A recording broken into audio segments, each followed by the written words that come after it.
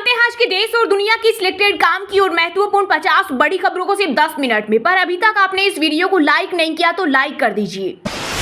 Budget सत्र में मोदी सरकार को घेरने के लिए पूरे विपक्ष और राहुल गांधी का एक्शन प्लान तैयार। एजेंडे में टॉप पर बढ़ती महंगाई और घटती कमाई, जम्मू कश्मीर में आतंकवादी हमले, एमएसपी की गारंटी, किसान कर्ज माफी। साथ ही विपक्ष इस पर प्राइवेट मेंबर बिल लाकर मोदी सरकार को अलग थलग करने की कोशिश करेगा। इतना ही नहीं, मजदूरों की न्यूनतम मजदूरी 400 रुपए करने की मांग की जाएगी। तो आप लोग इस वीडियो को शेयर करना ताकि इन मुद्दों को जनता में भी उठाया जा सके।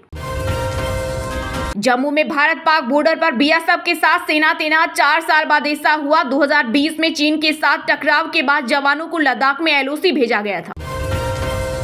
कांग्रेस अध्यक्ष मल्लिकार्जुन खड़गे ने केंद्र पर लगाया रेलवे को कमजोर करने का आरोप, कहा विभाग को समय पर नहीं मिल रहा पैसा।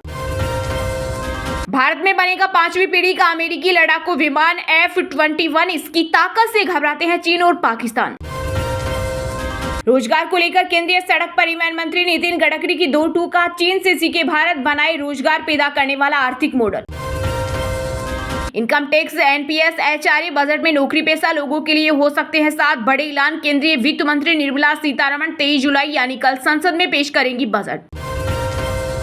सत्ता में आऊंगा तो अडानी की कंपनी को दिया गया धारावी प्रोजेक्ट टेंडर रद्द कर दूंगा। महाराष्ट्र के पूर्व सीएम और शिवसेना प्रमुख उद्धव ठाकरे ने दी चेतावनी।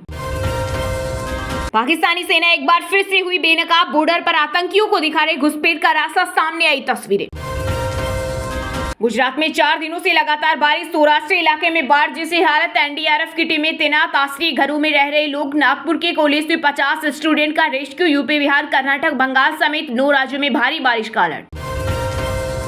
जल्द गिरने वाली है केंद्र की मोदी सरकार। कोलकाता में टीएमसी की शहीद दिवस रैली में सपा प्रमुख अखिलेश यादव बोले ये लोग कुछ दिनों के मेहमान। वहीं सीएम ममता बनर्जी ने कहा मैं भी इससे सहमत, मोदी सरकार स्थिर नहीं। चांदीपुरा वायरस मचा रहा तबाही, गुजरात में वायरस के 50 नए मामले आए सामने। संक्रमण से अब तक 16 लोगों की गई जान। गुरु पूर्णिमा के मौके पर सीएम योगी ने गोरखनाथ मंदिर में की पूजा। हरिद्वार और अयोध्या में उमड़ी भक्तों की भीड़। गोरखपुर में अधिकारियों संग की समीक्षा बैठक, बोले अपराध के मामलों में लापरवाही बर्दाश्त नहीं। भाजपा मुस्लिमों के प्रति दुराग्रह रखती है। कावड़ यात्रा को लेकर यूपी सरकार के फैसले पर पीडीपी प्रमुख महबूबा मुफ्ती ने साधा निशाना। वहीं ओवैसी बोले ये नफरत की निशानी, मुसलमानों के खिलाफ खुला भेदभाव। इस बार बजरंग दल नहीं, आम लोग निकालेंगे ब्रजमंडल यात्रा। नूह दंगे से लिया सबक, पिछली बार हथियार पहुंचे लेकिन अब डंडे की भी परमिशन नहीं। मानसून सत्र से पहले सर्वदलीय बैठक में 44 पार्टियां हुई शामिल। कांग्रेस ने डिप्टी स्पीकर पद मांगा। इस दौरान नीट कावड़ यात्रा का मुद्दा भी उठा। अरविंद केजरीवाल जानबूझकर खुद को कर रहे बीमार, दिल्ली एलजी की चिट्ठी पर गरमाई सियासत। आम आदमी पार्टी और बीजेपी में डाइट पर फाइट। अब काशी विश्वनाथ में भी दुकानों पर लिखना होगा नाम। 40 दुकानदारों को मिला नोटिस। हिंदू संगठन ने कहा भगवा झंडा लगाए, आधार कार्ड भी रखें। रामदेव को अपनी पहचान बताने में दिक्कत नहीं तो रहमान को क्यों? कावड़ विवाद पर सीएम योगी को मिला योग गुरु बाबा रामदेव का साथ, बोले हिंदू और मुसलमान सबको अपनी पहचान बतानी चाहिए। 16 खेलों पर सरकार ने खर्च किए 407 करोड़ रुपए। पेरिस में 95 मेडल पर दांव लगाएंगे भारतीय खिलाड़ी। दिल्ली मेट्रो में अब टोकन कार्ड लेने का झंझट हुआ खत्म। स्मार्टफोन पर क्यूआर कोड स्कैन कर ले सकेंगे ticket. Marathi film Dharmaveer 2 trailer launch कार्यक्रम में सलमान खान की धांसू एंट्री। इस दौरान महाराष्ट्र के सीएम एकनाथ शिंदे भी रहे मौजूद, गोविंदा को लगाया गले। यूपी के मुजफ्फरनगर में खाने पीने के बाद अब टायर पंचर की दुकानों पर भी लगी नाम की पर्चियां। दुकानदार बोले पुलिस ने लगवाई। बांग्लादेश में आरक्षण को लेकर हिंसक प्रदर्शन के बीच 150 भारतीय छात्र लौटे त्रिपुरा। अब तक 1000 से ज्यादा की हो चुकी है देश वापसी। भारतीय उच्चायोग ने आपातकालीन नंबर किए जारी।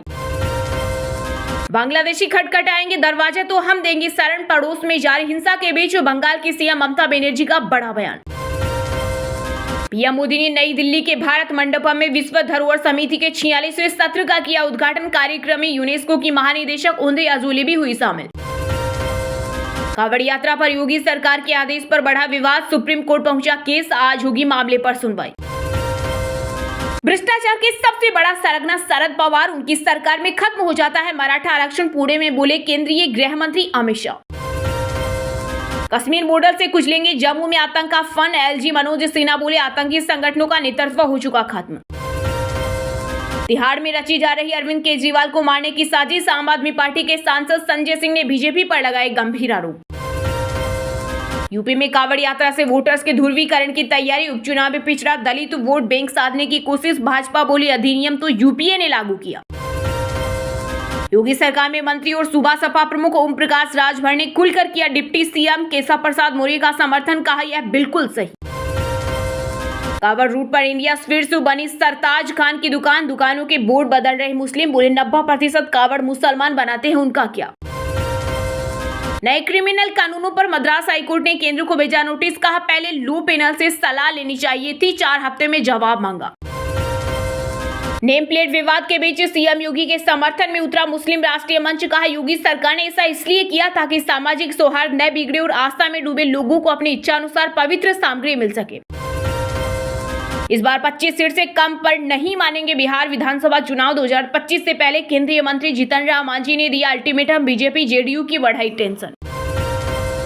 दिल्ली में कर सकते हैं आम आदमी पार्टी के 20 विधायकों के टिकट। विधानसभा चुनाव से पहले पार्टी लेगी बड़ा फैसला।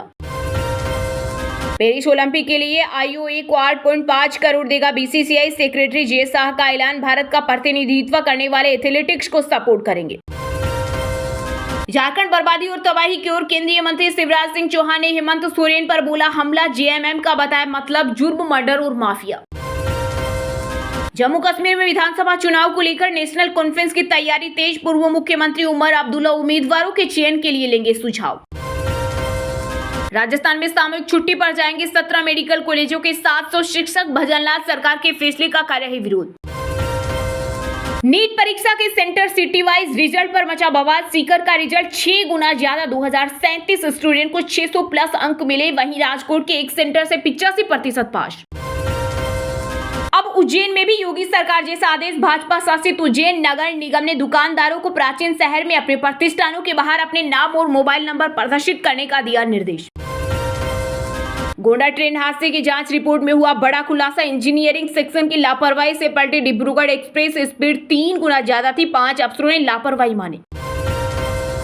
कोई नेता मंत्री साथ नहीं दे रहा। बरेली के भाजपा महानगर उपाध्यक्ष प्रदीप अग्रवाल ने मुस्लिम धर्म अपनाने की दी चेतावनी। महाराष्ट्र को उद्योग का बुलंद सितारा बना देंगे। शरद पवार ने लोगों से की खास अपील। साथ ही कहा हर कोई अधिक सीटें मांगता है, हमारा स्ट्राइक रेट सबसे ज्यादा। बंगाल गवर्नर आनंद बोस और हरेसमेंट केस में राजभवन से मिली क्लीन चिट। महिला कर्मचारी के आरोपों को बताया निराधार। वहीं टीएमसी ने पूछा अपने खिलाफ खुद जांच कैसे करवाई। बाप बेटे का हिसाब किताब जनता कर देगी। हरियाणा भाजपा के प्रदेश प्रभारी सतीश पूनिया ने पूर्व सीएम भूपेंद्र हुड्डा पर जमकर बोला हमला। मुंबई में भारी बारिश से हवाई सेवा प्रभावित। मौसम को लेकर सीएम शिंदे ने अधिकारियों को किया अलर्ट। विधानसभा चुनाव से पहले सरकता जा रहा कांग्रेस के चेहरे से नकाब। आहिस्ता आहिस्ता हरियाणा के पूर्व गृह मंत्री अनिल विज ने सायराना अंदाज में साधा निशाना। केरल अलग देश है। भाजपा ने विदेश सचिव की नियुक्ति को लेकर पिनराई विजयन सरकार को घेरा। कहा यह सरासर अतिक्रमण है और संविधान की संघ सूची का उल्लंघन है। दिल्ली के राजीव गांधी सुपर स्पेशलिटी अस्पताल में डायलिसिस हुई शुरू। किडनी के मरीजों को मिलेगी राहत। यूपी के बाद अब बिहार के गया में महाबोधि मंदिर के बाहर दुकानदारों ने खुद से अपनी दुकानों पर लगाए नेम प्लेट। मैंने लोकतंत्र के लिए गोली खाई। पूर्व अमेरिकी राष्ट्रपति डोनाल्ड ट्रंप ने अपने ऊपर हुए हमले को लेकर डेमोक्रेटिक पार्टी पर साधा निशाना। केदारनाथ पैदल मार्ग पर बड़ा हादसा। पहाड़ी से गिरी चट्टानों के मलबे में दबे कई यात्री। 3 शव निकाले। सीएम धामी ने जताया दुख। महाराष्ट्र के बाद गुजरात में भी खेड़कर जैसा कांड आया सामने। यूपीएससी में फर्जी प्रमाण पत्र का खुला खेल। 4 आईएएस अधिकारियों के खिलाफ जांच शुरू। बिहार की राजधानी पटना में डेंगू के 4 मरीज मिलने से मचा हड़कंप। नालंदा मेडिकल कॉलेज ने जांच के बाद की पुष्टि। कुर्ते पर भी लिखवाले नाम। नेम प्लेट विवाद को लेकर योगी सरकार पर भड़के केंद्रीय मंत्री और एनडीए के साथी जयंत चौधरी। का सरकार को इसे वापस लेना चाहिए।